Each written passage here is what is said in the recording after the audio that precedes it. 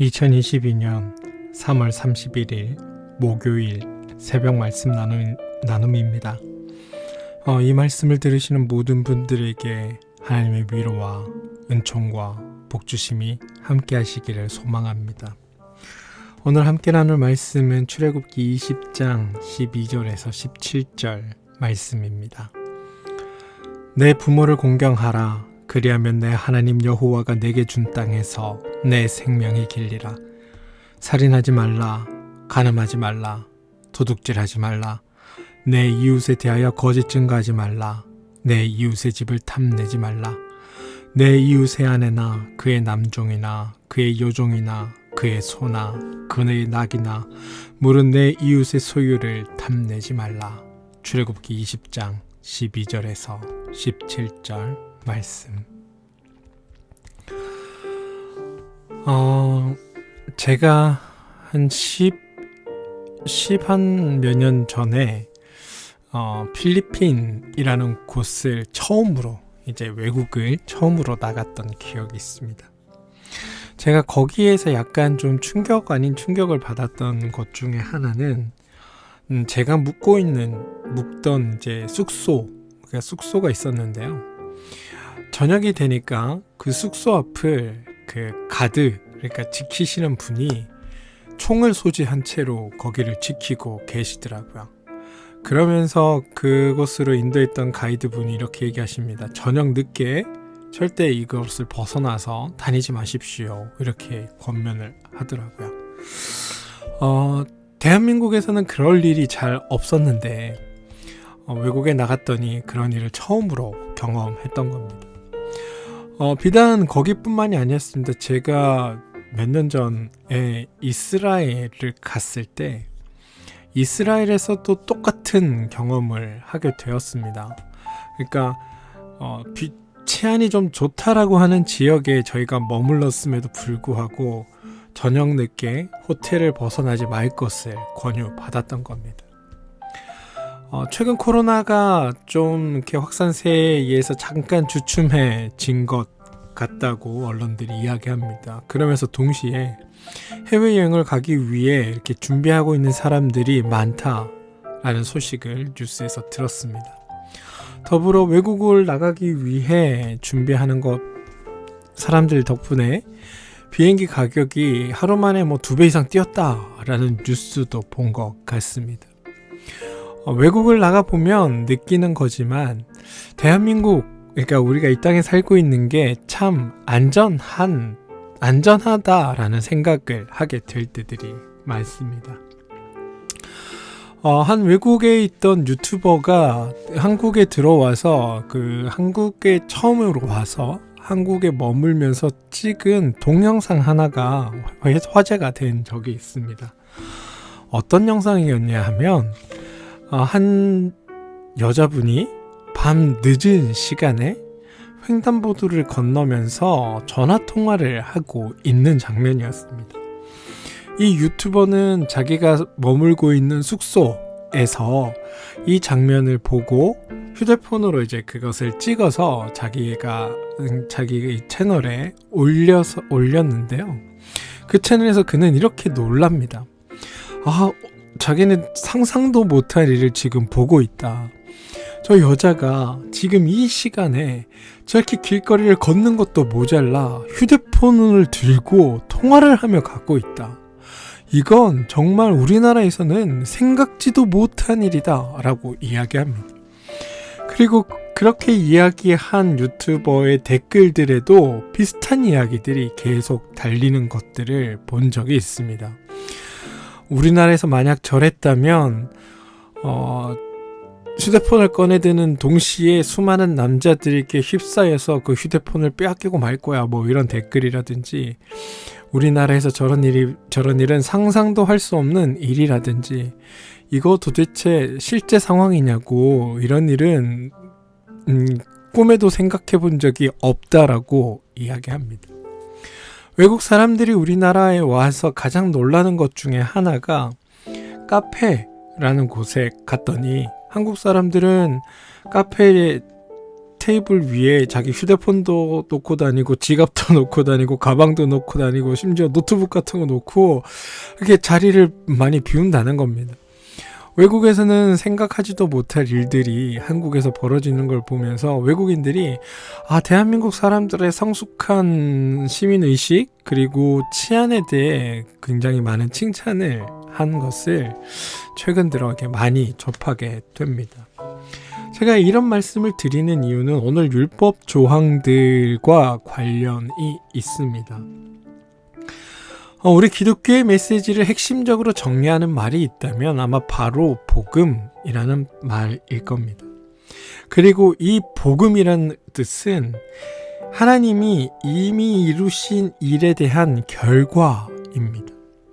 따라서 복음을 사는 사람은 하나님이 행하셨다는 것 때문에 평안과 기쁨 그리고 감사가 있어야 하는 겁니다. 오늘 여러분의 삶은 어떠십니까? 복음으로 살고 계십니까? 삶의 평안과 기쁨과 감사를 누리며 사십니까? 5번째 가르침부터 오늘 마지막 10번째까지의 가르침은 사실 하나님을 향한 율법 조항이 아닙니다. 하나님을 향한 율법 조항이 아니라 바로 말씀을 읽는 우리를 향한 말씀 조항처럼 보입니다. 어떤 신을 향한 태도나 신을 향한 임무에 대해 하나님이 말씀한 것이 아니라는 겁니다. 그럼 하나님은 왜 그냥 일반적인 우리 인류, 그냥 일반적인 사람들 가운데 통용될 법한 이런 법칙을, 이런 율법을 왜 우리에게 말씀하셨을까요? 사실 하지 마라 라는 금지의 조항의 이야기는 지금 이 말이 선포되는 당시, 이 말이 나누어지는 이 당시에 이것들이 행하여지고 있다, 빈번히 일어나고 있다는 것을 전제로 하는 경우들이 많습니다. 부모를 공경하라 라는 이 말은 부모를 공경하지 않는 상황이 전제되어 있다는 겁니다. 살인이 쉽게 일어나고 있는 상황이라는 겁니다. 간음의 빈도가 높다는 뜻이기도 합니다. 도둑질이 사회 안에 그냥 빈번히 발생하고 있는 중입니다. 이웃에 대한 거짓 증언이 넘쳐나고 있고 이웃의 것들을 탐하는 일들이 사회나 공동체 내에서 빈번히 발생되고 있다는 것을 전제로 합니다. 그렇기에 이런 일들을 하지 말라라고 금지하고 있다는 겁니다. 그럼 왜 이런 일들이 사회 안에 발생하는 걸까요? 왜 이런 일들이 사회 안에 빈번히 일어나는 걸까요? 지금 우리의 시대의 문제로 보지 말고 이 말씀이 선포되던 그 고대 시대를 한번 상상해 보기를 바랍니다. 고대 시대를 상상해 보면 이 말씀이 우리에게 어떤 의미가 되는지 다시금 생각해 볼 수 있게 됩니다. 부모를 공경하는 것, 살인, 간음, 도둑질, 거짓 증언하는 것, 이웃의 것을 탐하는 것, 사실 이 모든 것은 인간의 기본적인 욕망과 관련되어 있다라고 우리는 이해해 보아야 합니다. 어떤 욕망이냐 하면 바로 생존, 살아남는 것, 먹고 사는 문제, 이것과 연관되어 있다는 겁니다. 기본적인 욕구조차 우리 삶에 해결되지 않을 때 우리는 이런 일들을 자행하게 됩니다. 최근에 일어나는 많은 재난 영화들, 재난과 관련된 드라마들을 혹시 보신 적이 있으신지 모르겠습니다.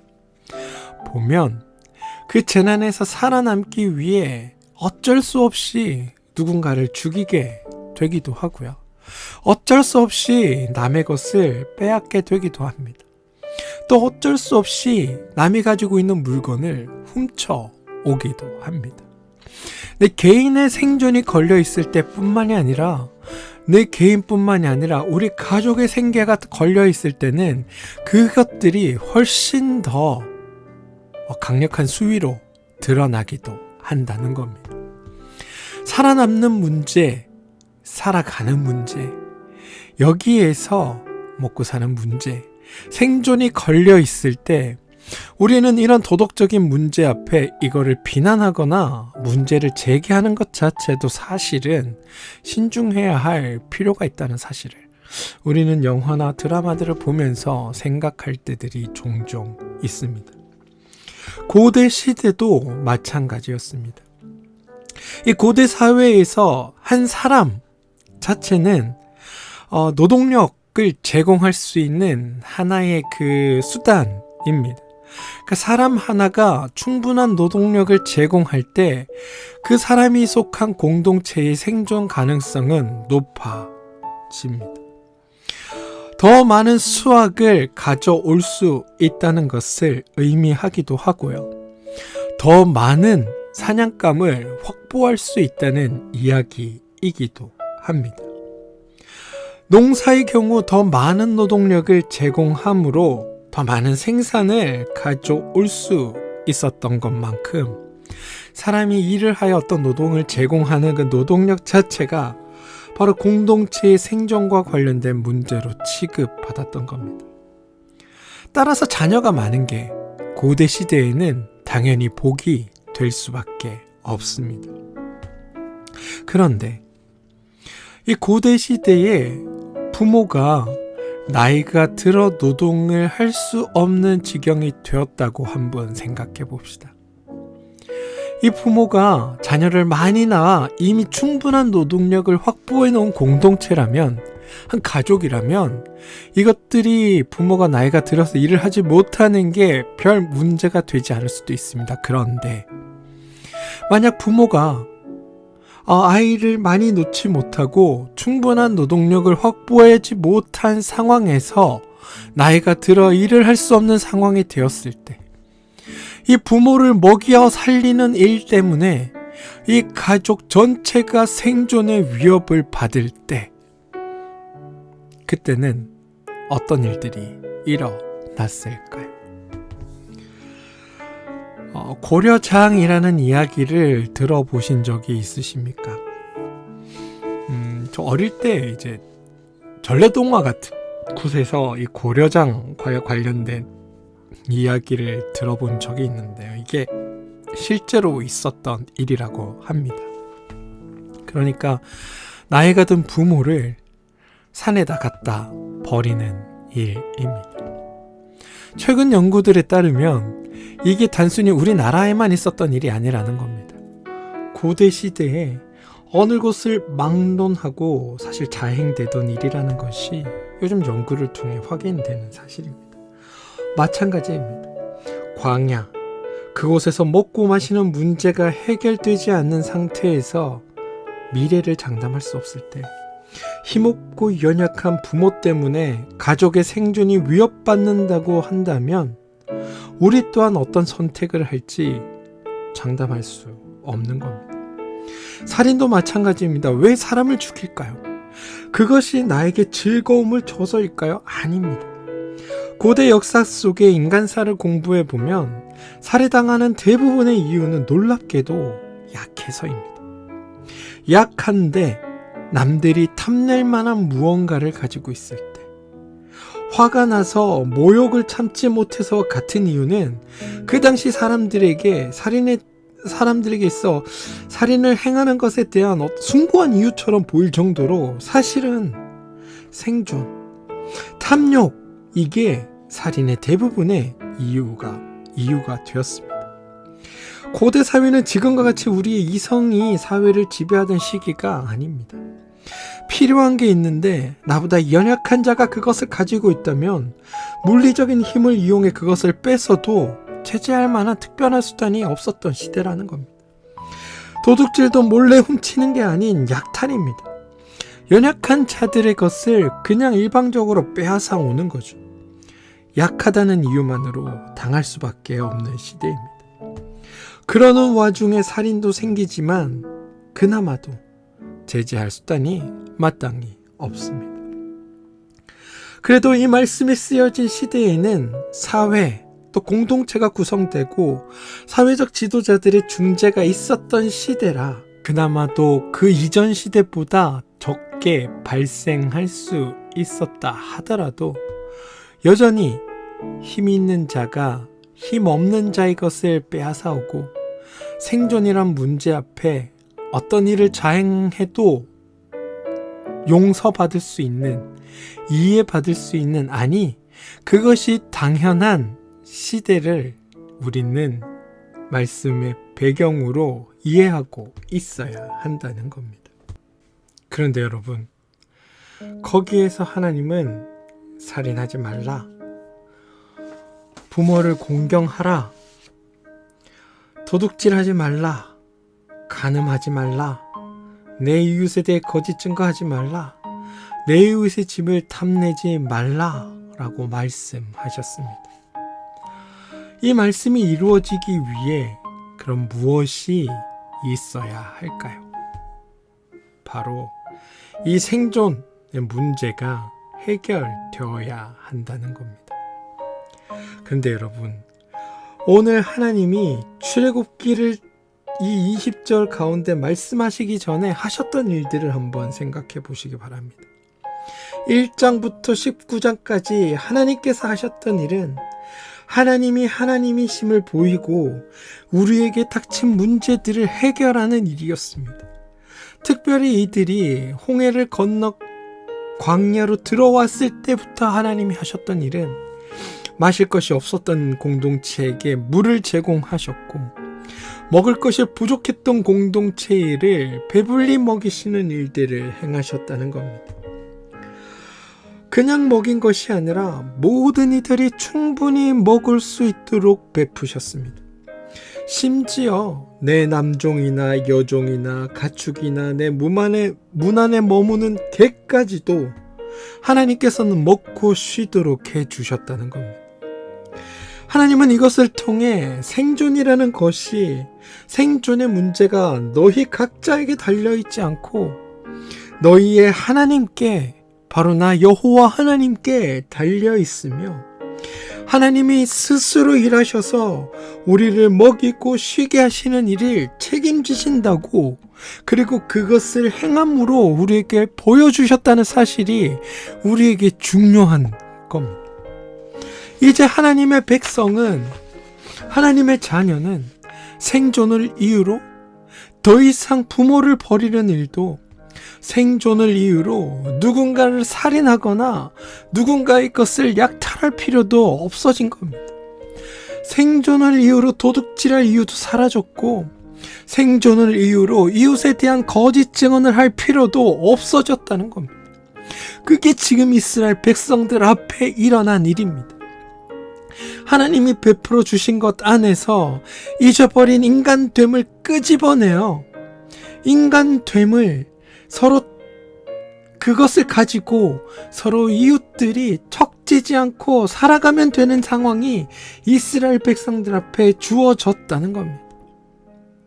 서로를 약탈의 대상으로 보고 연약한 자의 것을 빼앗아 오늘 내가 살아가는 문제에 천착하지 않아도, 더 나아가서 우리의 이웃을 이웃으로 보며 서로를 사랑하며 살게 되는 일들이 지금 이스라엘 백성들 안에 벌어진 일이라는 겁니다.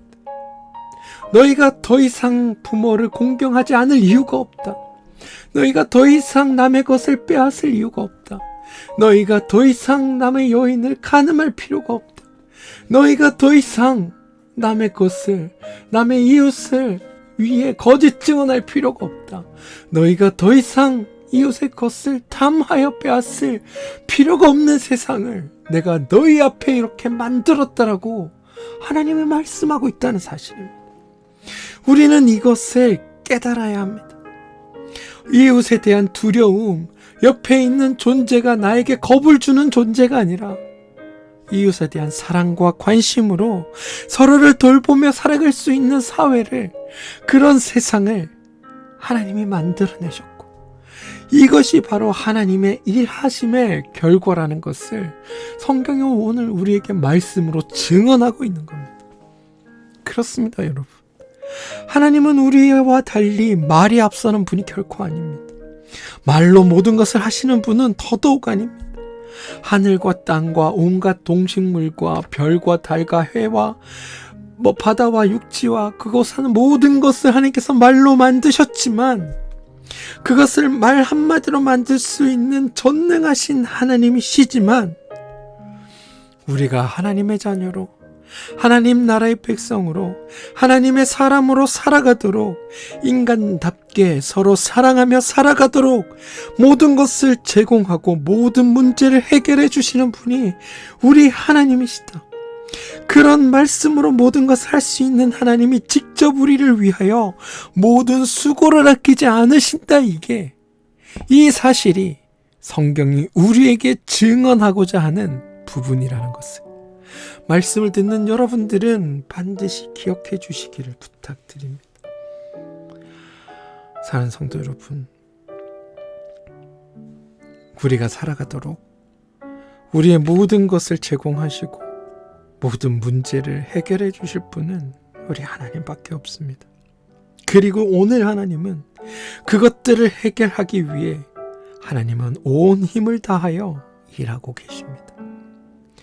따라서 하나님의 말씀은 말씀 이전에 선언이고 선포가 되는 겁니다. 저는 우리가 3번에 거쳐 나누었던 하나님의 이 10가지 말씀이 공고하고 힘든 지금을 살아가는 우리 모두에게 힘이 되기를 소망합니다. 당장은 어렵고 힘들고 괴롭다 할지라도 하나님이 나를 위해 일하고 계신다, 이 사실을 잊지 않으시기 바랍니다. 하나님이 오늘 나에게 명령하신다가 아니라 그러한 삶을 살도록 우리의 모든 것을 만드시는 분이 바로 우리의 하나님이시다라고 고백할 수 있게 되기를 소망합니다. 오늘도 우리의 복된 삶을 위해, 우리의 행복을 위해 하나님은 일하고 계신다는 것을 믿으시는 삶이, 신뢰하는 삶이 우리의 오늘의 하루의 삶이 되기를 소망합니다. 부디 우리에게 주어진 오늘 하루를 전심으로 살아내고 그 전심으로 살아내는 그 하루가 기쁨과 감사의 고백으로 가득 채워지는 그런 복되고 아름다운 날이 여러분의 삶 가운데 있기를 바랍니다. 그러면 우리의 삶이 오늘보다는 내일보다는 그 다음 날이 하나님의 그 선한 인도하심과 행하심을 통해 더욱더 아름답고 찬란하게 변하여 갈 것입니다. 이 사실이 말씀을 듣는 여러분들에게 힘이 되고 위로가 되기를 소망합니다. 함께 기도하겠습니다.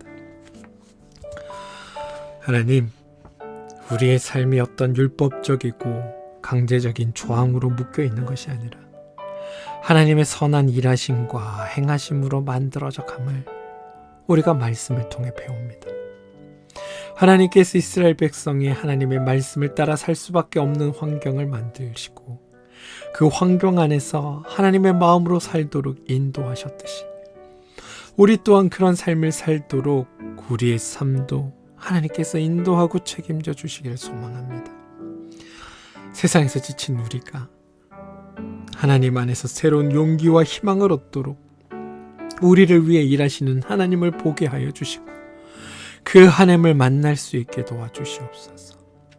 주님, 바라기는 오늘보다 내일이, 내일보다 모레가 더 찬란한 날들로 바뀌어 가게 하시고 하나님 안에서 희망과 소망과 새 빛을 발견하며 나아갈 수 있는 우리의 삶이 되게 도와주시옵소서. 하나님 만드신 아름다운 세상에서 기쁨과 감사의 고백들을 나누며 사는 그런 귀한 날이 우리 삶 앞에 펼쳐지도록 도와주시옵소서. 예수님의 이름으로 기도합니다. 아멘.